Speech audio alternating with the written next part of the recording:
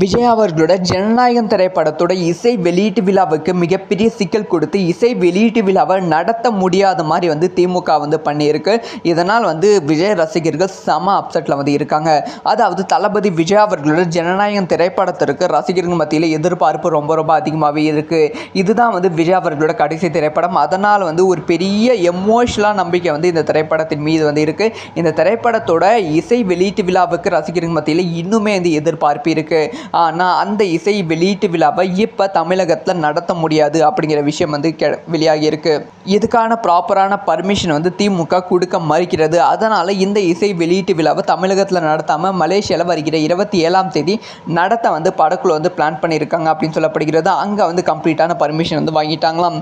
இது இசை வெளியீட்டு விழாவுக்கு மட்டுமான்னு கேட்டால் கண்டிப்பாக கிடையாது. அடுத்தடுத்து தளபதி விஜய் அவர்களோட ஜனநாயகம் திரைப்படத்திற்கும் இந்த பிரச்சனை பெருசாக வெடிப்பதற்கான வாய்ப்புகள் இருக்குது. ஜனநாயகம் திரைப்படத்தை ரிலீஸ் பண்ண விடாமல் திமுக அரசு தடுப்பதற்கான வாய்ப்புகள் ரொம்ப ரொம்ப அதிகமாக இருக்குது.